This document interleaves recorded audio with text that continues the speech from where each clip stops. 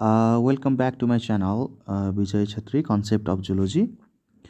आजको हाम्रो यो च्याप्टर चाहिँ एक्सक्रिसन एन्ड अस्मो रेगुलेसन भनेर छ। यो क्लास 12 को लागि अनि डिप्लोमा लेभलका जुन कोर्सेसहरू छन् हेल्थ साइन्स अन्तर्गतका एग्रिकल्चर उनीहरूलाई पनि चाहिन्छ फर्स्ट इयरको। आजको हाम्रो यो जुन क्लास छ यसमा हामी हल्का सुरु गर्छौँ यो एक्सक्रिसन भनेको के हो भनेर, अनि एक्सक्रिटरी अर्ग्यान्सहरूमा के कुराहरू आउँछन् भन्ने कुरा आज हामी डिस्कस गर्छौँ। सबैभन्दा पहिला सुरु गरौँ एक्सक्रिसनको डेफिनेसनबाट। एक्सक्रिसन भनेको के हो त भन्दाखेरि हाम्रो बडीमा जति पनि नाइट्रोजनस वेस्ट्सहरू छन्, नचाहिने कुराहरू, त्यो सबै नचाहिने कुराहरूलाई एक ठाउँबाट अर्को ठाउँमा ट्रान्सपोर्ट गरेर एक्सक्रिटरी अर्ग्यानको थ्रु चाहिँ बाहिर फाल्ने प्रोसेस हो। यसलाई हामी के भन्छौँ त भन्दाखेरि एक्सक्रिसन भनेर भन्छौँ। त्यो एक्सक्रिटरी प्रोडक्टहरूलाई बाहिर फाल्नलाई हेल्प गर्ने अर्ग्यानलाई हामी एक्सक्रिटरी अर्ग्यान्स भन्छौँ भने सिस्टम जसले हेल्प गर्छ त्यसलाई हामी भन्छौँ एक्सक्रिटरी सिस्टम भनेर। अब हाम्रो यो जुन बडी छ, हाम्रो बडीमा जति पनि टक्सिक सब्सटेन्सहरू छन् ती चाहिँ नाइट्रोजनस वेस्ट्सहरू हुन्, मेनली एक्सेस अफ वाटर हुन् है, जुन चाहिँ युरिनको थ्रु चाहिँ हामी के गर्छौँ त बाहिर फाल्छौँ। अब हाम्रो यो एक्सक्रिसनमा हेल्प गर्ने अर्ग्यानहरू के हो त भन्दाखेरि स्किन हो, लङ्स हो, लिभर हो, इन्टेस्टाइन हो। यिनीहरूलाई हामी अझ एक्सेसरी एक्सक्रिटरी अर्ग्यान्स भनेर भन्छौँ। अनि म्याक्सिमम नाइट्रोजनस वेस्ट प्रोडक्टहरू चाहिँ हाम्रो बडीको युरिनरी सिस्टमबाट किडनीको हेल्पबाट चाहिँ बाहिर एक्सक्रिट आउट हुन्छ। जस्तै भोलाटाइल सब्सटेन्सेसहरू पनि, जस्तै यो एल्कोहल, वाटर भेपर, यिनीहरू चाहिँ के हुन्छ त भन्दाखेरि लङ्सबाट एक्सक्रिट आउट हुन्छ। भने स्किनबाट चाहिँ salts, water and fat derivatives भनेर भन्छ। यी कुराहरूको चाहिँ के हुन्छ त भन्दाखेरि एक्सक्रिसन हुन्छ। एक्सक्रिसनको डेफिनेसन पछि चाहिँ अब हामी यहाँ के सुरु गरौँ त भन्दाखेरि एक्सक्रिटरी प्रोडक्ट्स इन एनिमल्स भनेर भन्छ है त।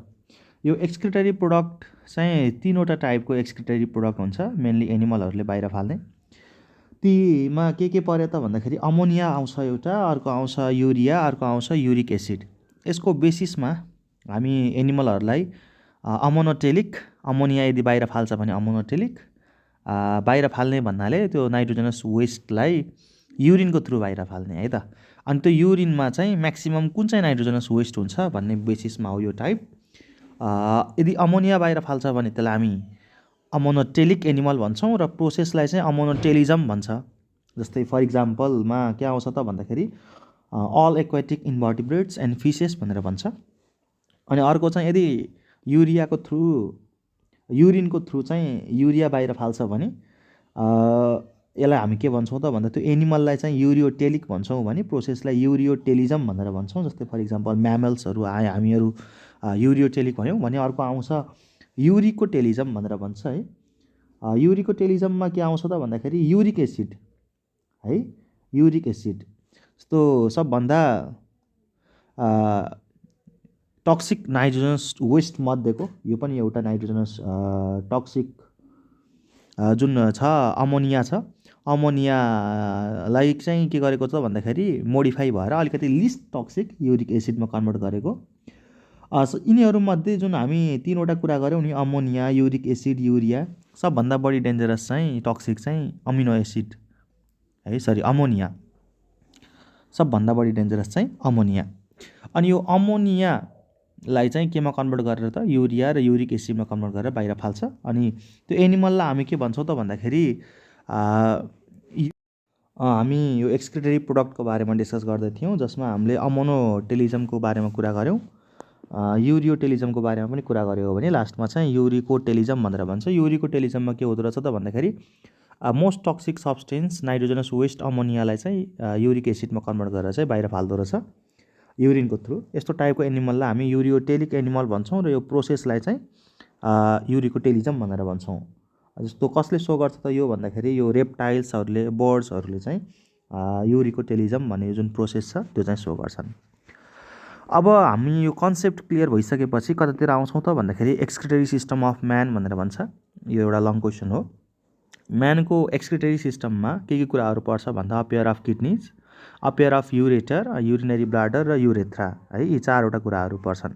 सबभन्दा पहिला हामी किडनीको बारेमा कुरा गरौँ। किडनी भनेको कस्तो स्ट्रक्चर त?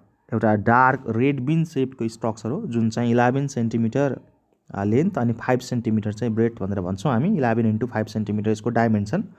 अनि वेइङ अबाउट चाहिँ कति त भन्दाखेरि 150 ग्राम।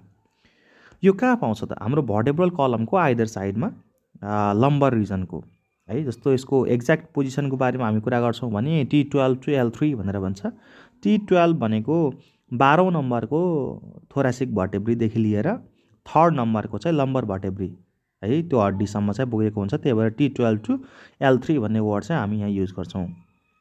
अनि यसको पोजिसनको बारेमा हामी कुरा गर्दै थियौँ। राइट किडनी जुन छ नि, राइट किडनी चाहिँ हल्का लेफ्ट किडनी भन्दा तल हुँदो रहेछ। त्यो केले गर्दा त भन्दा probably due to the position of liver है, लिभरको पोजिसनले गर्दा। अब हाम्रो यो जुन किडनी छ, किडनीलाई केले प्रोटेक्ट गर्छ त भन्ने कुरा गरौँ है त। हाम्रो किडनीलाई चाहिँ सबभन्दा पहिला एउटा व्हाइटिस लेयर, एउटा क्याप्सुल भन्छ, त्यो व्हाइटिस क्याप्सुलले चाहिँ कभर गर्छ। त्यो व्हाइटिस क्याप्सुललाई हामी भन्छौँ रेनल क्याप्सुल। अनि रेनल क्याप्सुललाई चाहिँ बाहिरबाट केले कभर गर्छ त भन्दाखेरि एडिपोज क्याप्सुल भन्नेले कभर गर्छ। अनि अझ त्यसो भन्दा नि बाहिर के हुँदो रहेछ त भन्दाखेरि रेनल फेसिया भन्छ। सो रेनल फेसिया चाहिँ आउटर कभरिङ भयो, बिचको एडिपोज क्याप्सुल, अनि त्यसपछि चाहिँ इनर वान चाहिँ रेनल क्याप्सुल। यसरी तीनवटा प्रोटेक्टिभ लेयरले चाहिँ के गरेको हुन्छ, किडनीलाई कभर गरेर प्रोटेक्सन दिएको हुन्छ। अनि हाम्रो किडनीभित्र के कुराहरू छिर्छ, के कुराहरू चाहिँ किडनीबाट बाहिर निस्किन्छ भन्ने कुरामा blood vessel, lymph vessel, nerves and ureter, यिनीहरू चाहिँ भित्र छिर्ने र बाहिर निस्किने काम गर्छ। कहाँबाट निस्किन्छ त भन्दाखेरि किडनीको जुन कन्केभ पार्ट हुन्छ, त्यो कन्केभ पार्टलाई हामी के भन्छौँ त, hilus renalis or simply hilum region of kidney भनेर हामी बुझ्छौँ। अब किडनीको एनाटोमिकल स्ट्रक्चरको बारेमा कुरा गरौँ। यदि हामीले किडनीलाई हिस्टोलोजिकली हेर्ने हो भने लङ्गिट्युडनल सेक्सन यसको काटेर हेर्दाखेरि यसको के हुन्छ त भन्दाखेरि इन्टर्नल स्ट्रक्चरमा हामी यसको फङ्सनल युनिट हामी देख्न सक्छौँ। किडनीको फङ्सनल युनिट भनेको के त, नेफ्रोन्स, मिलियन्स अफ नेफ्रोन भनेर भन्छ। एउटा किडनीमा चाहिँ 1 मिलियन जति चाहिँ नेफ्रोनहरू पाउँदो रहेछ। त्यही भएर किडनीको स्टडीलाई हामी के भन्छौँ त भन्दाखेरि नेफ्रोलोजी भनेर भन्छौँ, किनकि किडनीको फङ्सनल युनिट नै के हो त, नेफ्रोन हो। नेफ्रोनले नै के गर्छ, ब्लडलाई फिल्टर गर्ने काम गर्छ। अब किडनीलाई काटेर हेर्दाखेरि के कुराहरू देखिन्छ, बाहिरको रिजन, सबभन्दा बाहिरको रिजन यो चाहिँ outer dark part of kidney भनेर भन्छ, जसमा चाहिँ मेनली के हुँदो रहेछ त भन्दाखेरि बाउमन्स क्याप्सुलहरू हुँदो रहेछ।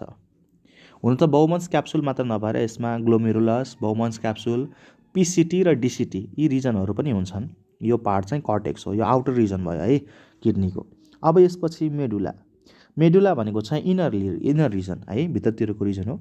मेडुलामा हामीले राम्ररी हेर्छौँ भने यहाँ के गर्छौँ त भन्दाखेरि 15 देखि 16वटा यहाँ मेडुला पिरामिड्स भनेर भनेको छ। यसलाई हामी रेनल पिरामिड्स पनि भन्न मिल्छ वा मेडुलरी पिरामिड्स पनि भन्न मिल्छ। 15 देखि 16वटा चाहिँ मेडुलरी पिरामिड्सहरू चाहिँ यो मेडुला रिजनमा हुँदो रहेछ। अब यो मेडुलरी जुन पिरामिडहरू छन् है, त्यो रिजनको बिचको पार्टलाई हामी के भन्छौँ त भन्दाखेरि कलम अफ बर्टिनी भनेर भन्छ। त्यो कलम अफ बर्टिनीले सबै त्यो मिलाएर के बनाउँछ त भन्दाखेरि माइनर क्यालिसेसहरू बनाउँछ। लगभग माइनर क्यालिसेसहरू पनि त्यति नै हुन्छ, 7 देखि 13वटा नम्बर हुन्छ माइनर क्यालिसेसहरूको चाहिँ है। अनि 7 देखि 13वटा जति यो जुन नम्बरको माइनर क्यालिसेस छ, यो मिलेर चाहिँ पछिबाट के बनाउँछ, फेरि 2 देखि 3वटा मेजर क्यालिसेसहरू बनाउँछ। अनि यो मेजर क्यालिसेस चाहिँ रेनल पेल्भिसमा गएर ओपन हुन्छ। रेनल पेल्भिस भनेको के त भन्दाखेरि युरेटरको एन्टेरियर रिजनलाई हामी के भन्छौँ, रेनल पेल्भिस भनेर भन्छौँ। त्यो एन्टेरियर रिजनमा गएर चाहिँ ओपन हुन्छ, जुन किडनीको हाइलम भन्ने पार्टबाट चाहिँ बाहिर आउँछ। अब युरेटरको बारेमा कुरा गरौँ। युरेटर एउटा पेयर्ड अर्ग्यान हो, एकदमै थिन वाल्ड होइन, मस्कुलर। कति लामो त भन्दाखेरि 30 सेन्टिमिटर जति लामो हुँदो रहेछ। यो किडनीको हाइलम पार्टबाट, जसलाई हामी हाइलस के भन्छ रेनालिस भनेर भन्छौँ, त्यहाँबाट चाहिँ बाहिर निस्किन्छ। अनि कहाँसम्म पुग्छ त, युरिनरी ब्लाडरसम्म पुग्छ। यसको माथिको रिजनलाई हामी यो के भन्दो रहेछौँ, रेनल पेल्भिस भन्दो रहेछौँ। भने तलको रिजनलाई चाहिँ हामी के भन्छौँ, युरेटर प्रोपर भनेर भन्छौँ। अब यसपछि हामी युरिनरी ब्ल्याडरको बारेमा कुरा गरौँ। युरिनरी ब्ल्याडर भनेको के त, एउटा थिन मस्कुलर इलास्टिक ब्याग हो, तन्किन्छ। यो केले बनेको हुन्छ त भन्दाखेरि ट्रान्जिसनल इपिथेलियम, ट्रान्जिसनल इपिथेलियमले युरेटर पनि बनेको हुन्छ। ट्रान्जिसनल इपिथेलियमले बन्नुको मिनिङ के त भन्दाखेरि यो के हुँदो रहेछ, यसमा स्ट्रेच गर्न सक्ने क्यापासिटी हुँदो रहेछ है। अब यो जुन हाम्रो युरिनरी ब्ल्याडर छ, यसको म्याक्सिमम क्यापासिटी है, युरिनलाई स्टोर गर्न सक्ने म्याक्सिमम क्यापासिटी चाहिँ 500 ml हुन्छ। जबकि यदि हाम्रो यो युरिनरी ब्ल्याडरमा 300 ml जति युरिन फिलअप भयो भने चाहिँ हामीलाई के हुन सुरु हुन्छ त भन्दा युरिनेसन, जसलाई हामी मिक्चुरेसन भनेर भन्छौँ, त्यो चाहिँ हामीलाई के हुँदो रहेछ त, फिल हुँदो रहेछ। अब युरिनरी ब्ल्याडरमा युरिन त कलेक्ट हुँदै गर्छ, तर युरिन कलेक्ट हुँदै उतिखेरै कन्टिन्युअसली निस्किराख्ने चाहिँ हुँदैन। यही युरिनको फ्लोलाई चाहिँ कन्ट्रोल गर्छ यो स्फिन्चर्सहरू हुन्छन्, ती स्फिन्चरहरूले चाहिँ कन्ट्रोल गरेको हुन्छ। दुईवटा टाइपको स्फिन्चर हुन्छ, एउटा इन्टर्नल स्फिन्चर जुन चाहिँ इन्भोलुन्टरी हुन्छ, हामी सुतेको बेलामा अनकन्सियस भएको बेलामा चाहिँ हाम्रो पिसाबको फ्लोलाई कन्ट्रोल गर्छ भने अर्को एक्सटर्नल स्फिन्चर हो जुन चाहिँ भोलुन्टरी हुन्छ, यो हाम्रो इच्छाले होइन हाम्रो विलले चाहिँ के हुन्छ हामीले हाम्रो यो पिसाबलाई चाहिँ कन्ट्रोल गर्न सक्छौँ। अब हामीले यो युरिनरी ब्ल्याडरलाई इन्टर्नली हेर्छौँ भने यसमा ट्रायङ्गुलर सेपको एउटा स्ट्रक्चर हुन्छ जसलाई के भन्छ ट्राइगोन भनेर भन्छ। अनि यो ट्राइगोनमा तीनवटा ओपनिङहरू हुन्छ। तीनवटा ओपनिङ के त पिक्चरमा जाउँ। माथि यो जुन युरेटर भनेर देखाइराखेको छ युरेटर ट्रान्सपोर्ट युरिन भनेर, युरेटरको माथितिर दुईवटा ओपनिङ भने युरेथ्राको चाहिँ तलतिर एउटा ओपनिङ, यो पिक्चरबाट पनि क्लियर हुन्छ है त।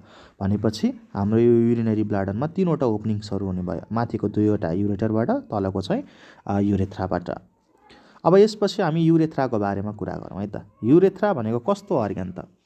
युरेथ्रा भनेको एउटा युरिनरी ब्ल्याडरबाट युरिनलाई बाहिर है एक्सटर्नल इन्भाइरोमेन्टतिर चाहिँ लगेर फाल्ने त्यो डक्टलाई हामी के भन्छौँ युरेथ्रा भन्छौँ। केटाहरूको केसमा युरेथ्रालाई एउटा वर्डले हामी डिनोट गर्छौँ युरिनोजेनाइटल डक्ट भनेर भन्छौँ। युरिनोजेनाइटलको मिनिङ के त? युरिनो भनेको युरिनलाई बाहिर फाल्ने, जेनाइटल भनेको सिमेन होइन सिमेन पनि बाहिर निकाल्ने डक्ट, यसलाई हामी जेनाइटल डक्ट भनेर भन्छौँ। जुन चाहिँ केटाहरूको केसमा 20 सेन्टिमिटर लामो हुँदो रहेछ, पेनिसको थ्रु पनि गइरहेको हुन्छ यो युरिनोजेनाइटल डक्ट। यसको थ्रु युरिन पनि बाहिर जान्छ, सिमेन पनि बाहिर जान्छ। भने फिमेलको केसमा चाहिँ यो जम्मा 4 सेन्टिमिटर लामो हुन्छ र छुट्टै यो भेजिनल डक्टभन्दा माथि खुल्छ, भेजिनल डक्टभन्दा माथि है। यसलाई हामी के भन्छौँ त भन्दा ओपनिङ अफ युरेथ्रा भनेर भन्छौँ है त। सो केटीको केसमा छुट्टै भएको हुनाले भेजिनल डक्ट छुट्टै हुन्छ, युरेथ्राको ओपनिङ छुट्टै हुन्छ। सो युरेथ्रा मात्रै भन्छौँ केटीहरूको केसमा, भने केटाको केसमा चाहिँ दुइटैको लागि कमन ओपनिङ भएको हुनाले यसलाई हामी के भन्दो रहेछौँ त युरिनोजेनाइटल डक्ट भनेर भन्दो रहेछौँ। यसपछि चाहिँ हामीले यो स्ट्रक्चर बुझ्नुपर्छ हल्का। स्ट्रक्चर अफ नेफ्रोन भनेर भन्छ युरिनिफेरस ट्युब्युल। नेफ्रोनमा के पार्टहरू हुन्छ भन्दाखेरि ग्लोमेरुलस भनेर हुन्छ एउटा है। ग्लोमेरुलस भनेको के त? यहाँ जुन वाइ जस्तो स्ट्रक्चर हामीले देखिराखेको छौँ, वाइ जस्तो स्ट्रक्चरमा भित्रबाट एकदमै कोइलिङ परेको पार्ट छ होइन ब्लड भेसल्सहरूको, त्यो जुन आर्टेरियोलहरू भन्छौँ हामी, त्यो आर्टेरियोलहरूको कोइलिङलाई नै के भन्छौँ ग्लोमेरुलस भनेर भन्छौँ। अनि ग्लोमेरुलस कहाँ छ त भन्दा यो यु वा वाइ सेपको जुन पार्ट छ यसको कर्वेचरमा छ। यो वाइ सेपको पार्टलाई हामी बाउमन्स क्याप्सुल भन्छौँ। बाउमन्स क्याप्सुलमा जुन ग्लोमेरुलस बनेको छ, ग्लोमेरुलस बन्दाखेरि जुन आर्टरी छिर्छ आर्टेरियल, त्यसलाई हामी एफेरेन्ट आर्टेरियल भन्छौँ भने निस्केकोलाई चाहिँ हामी इफेरेन्ट आर्टेरियल भनेर भन्छौँ। अब बाउमन्स क्याप्सुल पछि यसरी जुन यो कोइलिङ स्ट्रक्चर छ, यो कोइलिङ स्ट्रक्चर चाहिँ प्रोक्सिमल कन्भोल्युटेड ट्युब्युल हो, पिसिटी भनेर भन्छौँ हामी। अब यो कोइलिङ परेर निस्किसकेपछि तलतिर हेरौँ त एउटा यु जस्तो स्ट्रक्चर बनाएको छ। यो यु जस्तो स्ट्रक्चर चाहिँ हेनलेज लुप है, यसलाई हामी के भन्छौँ हेनलेज लुप भन्छौँ। तलतिर गएकोलाई हामी descending limb of Henle's loop भन्छौँ भने माथितिर गएकोलाई हामी भन्छौँ ascending limb of Henle's loop. अब हेनलेज लुप पछि आउँछ के त भन्दाखेरि अर्को कन्भोल्युटेड पार्ट डिस्टल कन्भोल्युटेड ट्युब्युल भनेर भन्छौँ। सिम्पल छ यसको मिनिङ। प्रोक्सिमल भनेको अगाडिको, कन्भोल्युटेड भनेको बाङ्गोटिङ्गो, ट्युब्युल भनेको पाइप, अगाडिको बाङ्गोटिङ्गो पाइप हो यो। भने पछाडि यो डिस्टल कन्भोल्युटेड ट्युब्युल भनेको चाहिँ डिस्टल भनेको पछाडिको, कन्भोल्युटेड भनेको अगेन त्यही बाङ्गोटिङ्गो नै भइहाल्यो, ट्युब्युल भनेको चाहिँ पाइप भयो, पछाडिको बाङ्गोटिङ्गो पाइप। अनि चाहिँ डिसिटी पछि यसको सर्ट फर्म चाहिँ डिसिटी, त्यसपछि चाहिँ कलेक्टिङ ट्युब्युल भनेर छ। यति रिजनहरू चाहिँ के हो त भन्दाखेरि यो सेम्निफेरस यो युरिनिफेरस ट्युब्युल भनेर भन्छौँ हामी। यसलाई हामी नेफ्रोन भनेर नि बुझ्छौँ।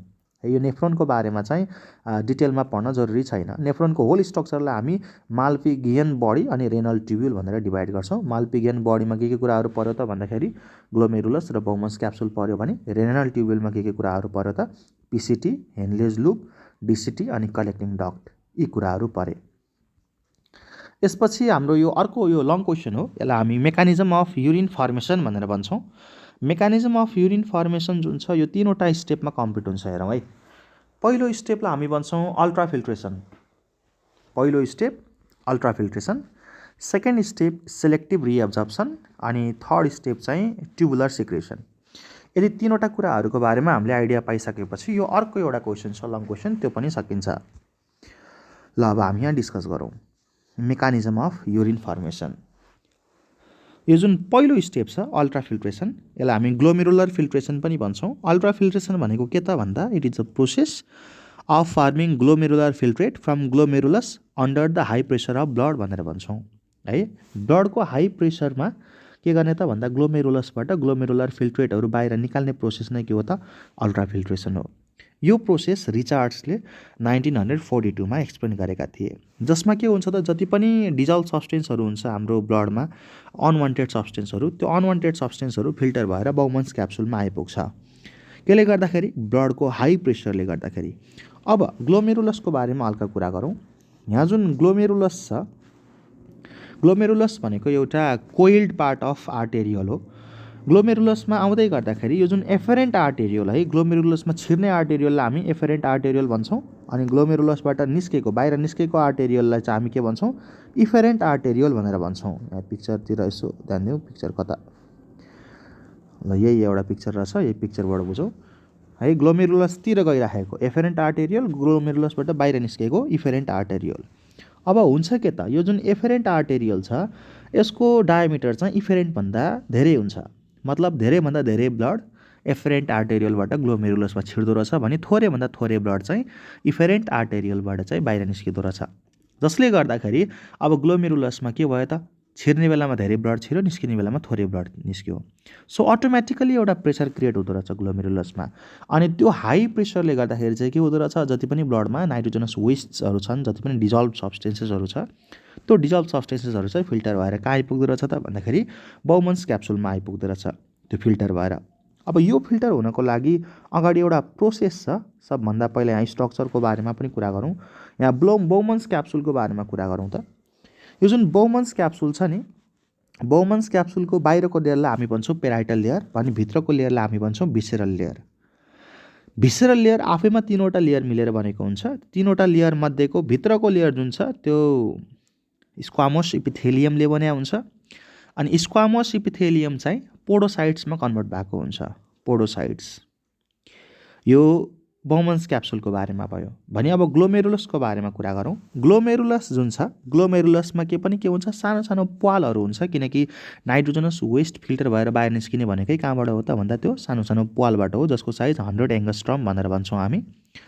अब त्यसको साइज 100 एङ्गस्ट्रम भयो के त, अब एकदमै हाई प्रेसर भयो ग्लोमेरुलसमा। केले गर्दा हाई प्रेसर भयो त भन्दाखेरि अब ब्लड धेरैभन्दा धेरै छिरेको छ है, ग्लोमेरुलसमा छिरेको छ, अनि निस्किने बेलामा थोरै निस्केको छ। जस्तो युजफुल सब्सटेन्सहरू के भन्छ अर्को भन्दा ग्लुकोज, अमिनो एसिड, भाइटामिन्स, अनि harmful substance uric acid, ammonia, creatine, large amount of salt, यो चाहिँ बाउमन्स क्याप्सुलबाट के हुन्छ त अब फिल्टर भएर जान्छ है। These are the low molecular weight substances. Large molecules like protein, fat and carbohydrate are not filtered, किनकि जसको साइज 100 एङ्गस्ट्रमभन्दा सानो हुन्छ त्यो नै फिल्टर भएर निस्किने भयो, किनकि प्वालको साइज नै 100 एङ्गस्ट्रम हुने भयो है। अब प्वालभन्दा ठुलो साइजका त यिनीहरू फिल्टर हुँदैनन् र। अब हामीले के कुरा गऱ्यौँ त, डायमिटरको कुरा गऱ्यौँ। एफेरेन्ट आर्टेरियलको डायमिटर वाइडर हुँदो रहेछ, इफेरेन्टको खासै हुँदो रहेनछ, जसले गर्दा धेरै ब्लड ग्लोमेरुलसमा आउँछ भने थोरै ब्लड बाहिर निस्किन्छ। सो अटोमेटिकल्ली त्यहाँ के हुने भयो, एउटा प्रेसर क्रिएट हुने भयो कि ब्लडको। त्यसलाई हामी भन्छौँ हाइड्रोस्ट्याटिक ब्लड प्रेसर भन्छौँ है, हाइड्रोस्ट्याटिक ब्लड प्रेसर, जुन चाहिँ 70 mmHg हुन्छ। अब हेर, हाइड्रोस्ट्याटिक ब्लड प्रेसर, अब 70 mmHg भनेको त हाम्रो लगभग आर्ट्रीको वालमा पर्ने प्रेसर हो नि त, डायस्टोलिक प्रेसर जत्तिकै हो यो लेभल। अब त्यति धेरै 70 mmHg प्रेसर हाम्रो यो जुन नेफ्रोन, जसको साइज 1 देखि 1 to 3 मिलिमिटर साइजको नेफ्रोन, त्यसमा पनि बाउमन्स क्याप्सुलको ग्लोमेरुलस भनेपछि लगभग 0.5 mm पनि भएन, त्योभन्दा नि सानो भयो। त्यति सानो ग्लोमेरुलसमा 70 mmHg प्रेसर पर्नु भनेको अब नेफ्रोन नै ड्यामेज हुनु हो। त्यही भएर त्यो नेफ्रोनमा परेको जुन प्रेसर छ त्यो प्रेसरलाई चाहिँ के गर्नु पर्यो, अपोज गर्नु पर्यो, घटाउनु पर्यो। घटाउनको लागि के गर्छ, यहाँ अपोजिङ प्रेसरहरू छ है। जस्तै ब्लडको आफ्नै एउटा अपोजिङ प्रेसर, जसलाई हामी अस्मोटिक प्रेसर भन्छौँ, जो 30 mmHg हुन्छ। अर्को चाहिँ हाइड्रोस्ट्याटिक प्रेसर अफ फ्लुइड इनसाइड भनेको बाउमन्स क्याप्सुलभित्र भएको फ्लुइडले पनि के गर्छ, एक किसिमको अपोज गर्छ। यो चाहिँ 10 mmHg हुन्छ भने अर्को चाहिँ आउटसाइड, बाहिर पनि हुन्छ फ्लुइड बाउमन्स क्याप्सुलभन्दा बाहिर, त्यसले पनि के गर्छ त भन्दा अपोज गर्छ। सो ब्लडको आफ्नै एउटा अस्मोटिक प्रेसर 30 mmHg, बाउमन्स क्याप्सुलभित्र भएको लिक्विडको प्रेसर 10 mmHg, अनि बाउमन्स क्याप्सुलभन्दा बाहिर भएको लिक्विडको प्रेसर 10 mmHg गरेर टोटल 50 mmHg चाहिँ के भयो त अपोजिङ प्रेसर भयो। अब टोटल हाइड्रोस्ट्याटिक प्रेसर क्रिएट भएको थियो अटोमेटिकली 70 mmHg, यसमा 50 माइनस गर्दाखेरि 20 mmHg भयो। सो अल्टिमेटली के भयो त 20 mmHg चाहिँ प्रेसर त्यहाँ भयो, किनकि अपोजिङ प्रेसर चाहिँ 50 भयो। 50ले 70लाई रोक्यो, रोक्दाखेरि 20 mm Hg चाहिँ अब बच्यो। अब यो जुन 20 mm Hg हो नि, यो 20 mm Hg ले नेफ्रोन त ड्यामेज गर्दैन, तर अझै पनि यो बाउमन्स क्याप्सुल वा ग्लोमेरुलसको लागि हाई त हाई नै हो। त्यही हाई प्रेसरले गर्दा नै के हुन्छ, नाइट्रोजनस वेस्टहरू के हुन्छ, अब बाहिर फिल्टर भएर आउँछ। फिल्टर भएर आउने भनेको कहाँबाट, ग्लोमेरुलसबाट बाउमन्स क्याप्सुलमा फिल्टर भएर आउँछ। पर डे है हाम्रो बडीले 180 लिटर के गर्दो रहेछ त भन्दाखेरि फ्लुइडलाई चाहिँ फिल्टर गर्दो रहेछ, जसमध्ये 1.5 लिटर चाहिँ युरिन चाहिँ प्रोड्युस हुँदो रहेछ। अब सेकेन्डमा के छ, सेलेक्टिभ रिएब्जर्प्सन। यो भनेको सेलेक्ट गरी हाम्रो बडीमा रिएब्जर्ब गरेर लाने प्रोसेस हो, त्यही भएर यसलाई हामी के भन्यौँ, सेलेक्टिभ रिएब्जर्प्सन भनेर भन्यौँ। यो सेकेन्ड स्टेप भयो हाम्रो युरिन फर्मेसनमा। यो कहाँ हुन्छ त भन्दाखेरि पिसिटी र हेन्लेज लुपमा हुन्छ। ख्याल गरौँ है, म यहाँ पिक्चर देखाउँछु। यो अगाडिको पिक्चर हेर्दा पनि भयो। यहाँ हेरौँ, यो ग्लोमेरुलस र बाउमन्स क्याप्सुलमा के हुन्छ, अल्ट्राफिल्ट्रेसन। अनि प्रोक्सिमल कन्भोल्युटेड ट्युब्युल र हेन्लेज लुप, यहाँ जुन हेन्लेज लुप छ यो दुईवटा पार्टमा चाहिँ के हुने भयो त, सेलेक्टिभ रिएब्जर्प्सन हुने भयो। भने डिसिटी डिस्टल कन्भोल्युटेड ट्युब्युल अनि त्यसपछि चाहिँ कलेक्टिङ ट्युब्युल, यो दुईवटा पार्टमा चाहिँ के हुने भयो, यो दुईवटा पार्टमा चाहिँ ट्युबुलर सिक्रेसन भनेर थर्ड स्टेप छ, त्यो हुन्छ। सो सबभन्दा पहिला हामी सेलेक्टिभ रिएब्जर्प्सनको बारेमा कुरा गर्दाखेरि पिसिटीमा कसरी हुन्छ भनेर कुरा गर्छौँ, अनि हेन्लेज लुपमा कसरी हुन्छ भनेर कुरा गर्छौँ है त। ओके, सेलेक्टिभ रिएब्जर्प्सन यो पिसिटी र हेन्लेज लुपमा हुने भयो। पिसिटी जुन छ नि, प्रोक्सिमल कन्भोल्युटेड ट्युब्युल, त्यसको जुन यो वाल छ, वाल केले बनेको हुन्छ, ब्रस बोर्डर क्युबोइडल इपिथेलियम भनेर भन्छौँ हामी है। ब्रस बोर्डर क्युबोइडल इपिथेलियम, सानो सानो ब्रस जस्तो माइक्रोभिलाई जस्तो स्ट्रक्चर टन्नै हुन्छ। अनि यसमा के हुन्छ, टन्नै माइटोकोन्ड्रिया पनि हुन्छ है। माइटोकोन्ड्रियाले के गर्छ, इनर्जी सप्लाई गर्छ, जसले गर्दाखेरि एक्टिभ एब्जर्प्सन हुन्छ क्या। अब जति पनि कुराहरू फिल्टर भएर आएका थिए नि, अब हेरौँ है, हाम्रो युरिन बन्दाखेरि जुन ग्लोमेरुलर फिल्ट्रेट बाहिर आयो नि, ग्लोमेरुलर फिल्ट्रेट बाहिर आयो भनेको ग्लोमेरुलसबाट बाउमन्स क्याप्सुलमा जुन फिल्टर भएर आयो, अब के हुन्छ, छानियो 20 mm Hg प्रेसर जस्तो जुन छ नि, 20 mm Hg pressure high pressure भयो, जसले गर्दा 100 एङ्गस्ट्रम साइजका जुन ग्लोमेरुलर पोरहरू छ, ग्लोमेरुलर पोरबाट ग्लोमेरुलर फिल्ट्रेट निस्किएर बाउमन्स क्याप्सुलमा आउनु पर्यो। बाउमन्स क्याप्सुलमा आउँदाखेरि पोडोसाइट्स भनेर हामीले कुरा गरेको थियौँ, बाउमन्स क्याप्सुलको इनर लेयर पोडोसाइट्स हुँदै अब बाउमन्स क्याप्सुलभित्र छिर्छ। त्यो जुन कुनै दुईवटा जुन एड्जासेन्ट पोडोसाइट्सहरू छन्, त्यो दुईवटा एड्जासेन्ट पोडोसाइटको बिचको ग्यापलाई चाहिँ हामी फिल्ट्रेसन स्लिट भनेर भन्छौँ। सो पोडोसाइट हुँदै फिल्ट्रेसन स्लिट हुँदै चाहिँ बाउमन्स क्याप्सुलमा के छिर्छ त भन्दाखेरि ग्लोमेरुलर फिल्ट्रेट छिर्छ। अब छिरिसकेपछि त्यो जुन ग्लोमेरुलर फिल्ट्रेट छ नि, त्यसमा नाइट्रोजनस वेस्ट मात्र हुँदैन क्या, कति के हुन्छ त भन्दाखेरि ग्लुकोज पनि हुन्छ, अमिनो एसिड पनि हुन्छ, वाटर हुन्छ। भनेपछि यी सबै कुराहरू के हुन्छ, चाहिने कुरा हो हाम्रो बडीलाई। सो हाम्रो बडीलाई चाहिने कुरा चाहिँ के गर्नु पर्यो, फेरि फर्काएर लानु पर्यो, सेलेक्ट गरी छानेर लानु पर्यो। तर छानेर लानुको लागि के हुन्छ भने, अब कम कन्सन्ट्रेसन त्यहाँ गएको हुन्छ, त्यही भएर कम कन्सन्ट्रेसनमा गएकोलाई पनि तानेर लानु पर्यो। भनेपछि त्यो एक्टिभ एब्जर्प्सन हुनु पर्यो, इनर्जी लगाएर एक्टिभताले त्यहाँबाट तानेर बाहिर निकाल्नु पर्यो, बाहिर निकालेर हाम्रो ब्लड भेसलमै दिनु पर्यो, ताकि फेरि त्यो हाम्रो बडीमा फर्केर जाओस्। अनि त्यसको लागि जुन इनर्जी लाग्छ, इनर्जी केले सप्लाई गर्छ, माइटोकोन्ड्रियाले एटिपी सप्लाई गर्छ। अनि यो माइटोकोन्ड्रिया कहाँ हुन्छ, पिसिटीको वालमा हुन्छ। ब्रस बोर्डर क्युबोइडल इपिथेलियमले चाहिँ त्यो पिसिटीको वाल बनेको हुन्छ। अब के कुराहरूको एब्जर्प्सन हुने भयो त, 80% water by the process called osmosis, 50% urea, glucose, amino acid पनि कति त 50%। यिनीहरूको एक्टिभ एब्जर्प्सन हुन्छ यिनीहरूको है, एक्टिभ डिफ्युजन प्रोसेसबाट चाहिँ यिनीहरूको एब्जर्प्सन हुन्छ। भने वाटरको चाहिँ 80% वाटरको चाहिँ अस्मोसिस है। अब यो अस्मोसिस प्रोसेस हुँदै गर्दा है 80% वाटर चाहिँ त्यहाँबाट एब्जर्ब भयो भने बाँकी चाहिँ कहाँबाट एब्जर्ब हुन्छ त, अब हेन्लेज लुपबाट। अब हामी यहाँ हेन्लेज लुपको बारेमा कुरा गरौँ। हेन्लेज लुपमा पनि दुईवटा पार्ट छ हेर, एउटा डिसेन्डिङ पार्ट तल झरेको यु सेपको, अर्को चाहिँ एसेन्डिङ पार्ट माथि चढेको। यो जुन तल झरेको यो डिसेन्डिङ पार्ट छ, यो वाटरको लागि म्याक्सिमम पर्मिएबल हुन्छ भने एसेन्डिङ पार्ट चाहिँ म्याक्सिमम सल्ट र आयोनहरूको लागि चाहिँ पर्मिएबल हुन्छ। सो डिसेन्डिङ पार्टमा जाँदै गर्दा यो जुन ग्लोमेरुलर फिल्ट्रेट छ, यसबाट म्याक्सिमम फेरि वाटर रिएब्जर्ब हुने भयो। भने फेरि एसेन्डिङ पार्टमा माथि चढ्दै गर्दा चाहिँ त्यहाँबाट म्याक्सिमम के रिएब्जर्ब हुने भयो त भन्दाखेरि सल्ट्सहरू, आयोन्सहरू चाहिँ रिएब्जर्ब हुने भयो। अब एउटा यहाँ कन्सेप्ट हामी बुझौँ है त, यो जुन ग्लोमेरुलर फिल्ट्रेट पहिला पिसिटीमा आइपुगेको थियो, पिसिटी यो बाउमन्स क्याप्सुल हुँदै पिसिटीमा आइपुगेको ग्लोमेरुलर फिल्ट्रेट चाहिँ आइसोटोनिक हुन्छ। आइसोटोनिक मतलब यहाँ सोल्युट र सल्भेन्ट दुइटैको कन्सन्ट्रेसन इक्वल छ। अब हेन्लेज लुपमा तल झर्नु पर्यो है। हेन्लेज लुपमा तल झर्दै गर्दा डिसेन्डिङ लुपमा जाँदाखेरि जब डिसेन्डिङ लिम्बमा जान्छ त्यहाँबाट म्याक्सिमम वाटर रिएब्जर्ब हुन्छ। वाटर रिएब्जर्ब भइसकेपछि त्यस्तो ग्लोमेरुलर फिल्ट्रेटलाई हामी के भन्छौँ त हाइपरटोनिक। त्यहाँ के छ त हाइपरटोनिक भनेको सल्भेन्टभन्दा सोलिडको कन्सन्ट्रेसन अब हाई भयो। अब त्यही ग्लोमेरुलर फिल्ट्रेट अब एसेन्डिङ लिम्बमा माथि चढ्छ। एसेन्डिङ लिम्बमा माथि चढ्दाखेरि चाहिँ के हुन्छ यहाँबाट म्याक्सिमम सल्ट आयोन्सहरू रिएब्जर्ब हुने भए। सो सोल्युट म्याक्सिमम रिएब्जर्ब हुन्छ। सो सोल्युटभन्दा सल्भेन्टको कन्सन्ट्रेसन हाई हुने भयो यहाँ चाहिँ। अब यहाँ चाहिँ ग्लोमेरुलर फिल्ट्रेट कस्तो हुन्छ त भन्दाखेरि हाइपोटोनिक हुन्छ है। पिसिटीमा isotonic, descending limb of Henle's लुपमा चाहिँ हाइपरटोनिक, फेरि एसेन्डिङ लिम्बमा चाहिँ के हुन्छ त हाइपोटोनिक हुन्छ। अब त्यो ग्लोमेरुलर फिल्ट्रेट कहाँ जान्छ ट्युबुलर सिक्रेसनको लागि डिसिटीमा जान्छ। अब यो जुन डिसिटी छ यसमा एउटा हर्मोनको एकदमै ठुलो रोल छ। हाम्रो पिट्युटरी ग्ल्यान्डको यो जुन न्युरो हाइपोफाइसिस भनेर भन्छौँ हामी पोस्टेरियर लोब हैन, यसले एउटा हर्मोन निकाल्छ एडिएच, के भन्छ त्यसलाई हामी एन्टी डायुरेटिक हर्मोन अर भ्यासोप्रेसिन भनेर भन्छौँ। भ्यासोप्रेसिनको रोल के त भ्यासोप्रेसिन सिधै ब्लड हुँदै कहाँ आइपुग्छ त डिसिटीमा आइपुग्छ। अनि त्यो भ्यासोप्रेसिन अर एडिएचले के गर्छ डिसिटीको वाललाई थिन बनाउने काम गर्छ। सो कसैले पानी कम खाएको छ हैन, एकदमै कम पानी खाएको छ भने उसको बडीले के गर्छ त भन्दा त्यो पानी कम भयो भन्ने कुरालाई डिटेक्ट गरेर पिट्युटरी ग्ल्यान्डले चाहिँ के निकाल्छ म्याक्सिमम एडिएच निकाल्छ, जसले गर्दा डिसिटीको वाल के हुन्छ एकदमै पातलो हुन्छ। जति धेरै एडिएच त्यति नै पातलो डिसिटीको वाल, अनि जति पातलो डिसिटीको वाल त्यति नै बढी त्यहाँबाट वाटरको रिएब्जर्प्सन।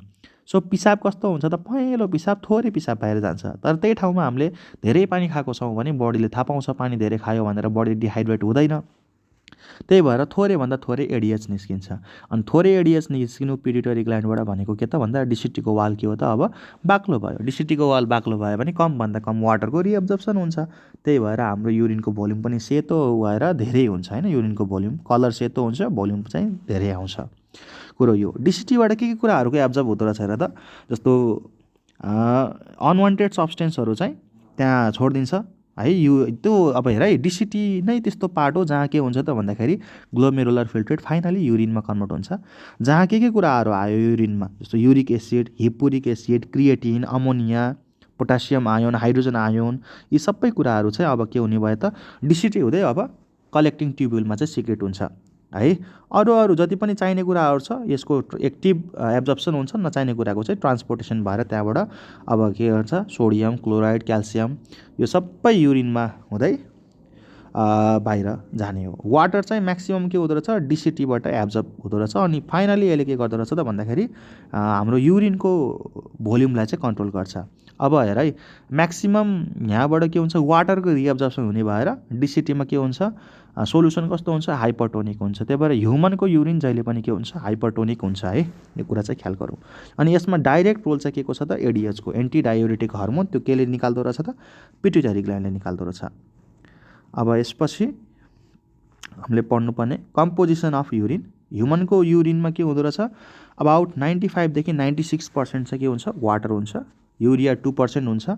अनि युरोक्रोम हेरौँ है के एउटा क्वेसन आउँछ which pigment provides colour to the human urine भन्छ, त्यो भनेको चाहिँ युरोक्रोम भयो। अनि विच पिगमेन्ट प्रोभाइड्स स्मेल है, smell to the human urine भन्यो भने चाहिँ युरिनोड हैन, युरिनोडले चाहिँ स्मेल दिन्छ। अरू के कुरा हुन्छ uric acid, creatine, potassium ion, hydrogen ion, phosphate, oxalate, यी सबै कुराहरू चाहिँ 2 to 3% हुन्छ। युरिया 2%, 95 to 96% वाटर चाहिँ हाम्रो युरिनमा प्रेजेन्ट हुन्छ। Urochrome makes urine yellow colour and urinod gives bad smell to urine. अब हामी यहाँ कन्सन्ट्रेसन यहाँ सोल्युसनको बारेमा कुरा गरेका छौँ। आइसोटोनिक भनेको वाटर र के भन्छ सोल्युट र सल्भेन्ट दुईटैको कन्सन्ट्रेसन इक्वल छ भने त्यसलाई आइसोटोनिक। हाइपोटोनिक भनेको सल्भेन्ट धेरै भयो भने हाइपोटोनिक भनेको सल्भेन्ट धेरै भयो भने हाइपरटोनिक भनेको सल्भेन्ट कम भयो, सोल्युट धेरै भयो है। अब यसपछि फाइनल्ली हामी के पढ्छौँ त भन्दाखेरि यहाँ होमियोस्ट्यासिस भन्ने टर्मिनोलोजी आउँछ। होमियोस्ट्यासिसको बारेमा हामी कुरा गर्छौँ। होमियोस्ट्यासिस भनेको के त भन्दा हाम्रो बडीको इन्टर्नल कन्डिसनलाई ब्यालेन्स गर्ने हो, ताकि हाम्रो बडीले के गरोस् त भन्दाखेरि प्रोपर फङ्सनिङ गरोस् है। इन्टर्नल कन्डिसन ब्यालेन्स कसरी हुन्छ मेनली दुई किसिमबाट, एउटा अस्मो रेगुलेसन अनि अर्को चाहिँ थर्मो रेगुलेसन। अस्मो रेगुलेसन भनेको वाटर र आयोन्स हैन त्यसको कन्सन्ट्रेसनलाई ब्यालेन्स गर्ने हो भने थर्मो रेगुलेसन भनेको चाहिँ हाम्रो बडीको टेम्परेचरलाई मेन्टेन गरिराख्ने हो। यदि यो दुईवटा कुराहरू भयो भने मेनली चाहिँ हाम्रो बडीमा के हुन्छ होमियोस्ट्यासिस हुन्छ। जस्तो हाम्रो बडीमा टेम्परेचर किन मेन्टेन हुनुपर्छ भने 37 डिग्री सेल्सियस जुन टेम्परेचर छ त्यो टेम्परेचरमा मोस्ट अफ द इन्जाइम्सहरू के हुन्छन् एक्टिभेट हुन्छन् र हाम्रो खानेकुरा पच्छ। सो इन्जाइमको एक्टिभेसनको लागि के चाहिन्छ मेनली थर्मोरेगुलेसन चाहिन्छ भने अरू बडीको फङ्सनिङलाई मेन्टेन गर्नको लागि के चाहिन्छ त भन्दाखेरि अस्मोरेगुलेसन चाहिन्छ। यो जुन टर्म होमियोस्ट्यासिस छ सबभन्दा पहिला कसले दिएको रहेछ फ्रेन्च बायोलोजिस्ट क्लाउड बर्नार्डले 1859 मा। अनि के भनेको छ in 1929 American physiologist Walter Cannon first use the term homeostasis and studied about it. अब यो जुन होमियोस्ट्यासिसमा हेल्प गर्ने अर्गन छ त्यो अर्गनलाई हामी होमियोस्ट्याटिक अर्गन भन्छौँ। जस्तो के भयो त किडनी भयो, लिभर भयो, स्किन भयो, लङ्स भयो, अरू इन्डोक्राइन ग्ल्यान्ड्सहरू पनि छ। जस्तो स्किनले कसरी के गर्छ हाम्रो होमियोस्ट्यासिस मेन्टेन गर्छ भन्दा स्किनमा मेनली दुईवटा पिगमेन्टहरू मेलानोफोर्स, क्रोमाटोफोर्स, यसले कलर दिने काम गर्यो है, कलर दिन्छ।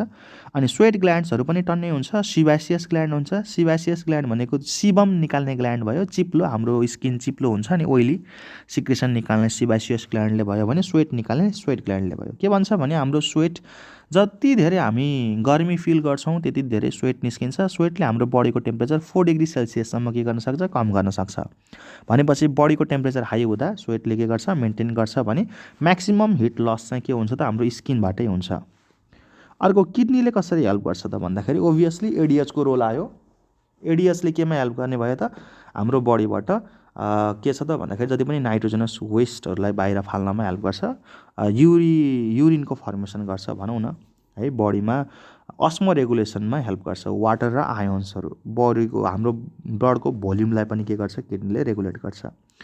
लिभरको धेरै कुराहरू छ जस्तो एउटा ग्लुकोजेनेसिस है, ग्लाइकोजेनेसिस भन्छ। ग्लाइकोजेनेसिस भनेको एक्सेस ग्लुकोजलाई ग्लाइकोजेनमा कन्भर्ट गर्ने प्रोसेस। ग्लाइकोजेनोलाइसिस भन्छ, ग्लाइकोजेनलाई चाहिँ ग्लुकोजमा कन्भर्ट गर्ने प्रोसेस। ग्लुकोनियोजेनेसिस भन्छ, ग्लुकोनियोजेनेसिस भनेको नन कार्बोहाइड्रेट प्रोडक्टलाई पनि कार्बोहाइड्रेटमा कन्भर्ट गर्ने प्रोसेस।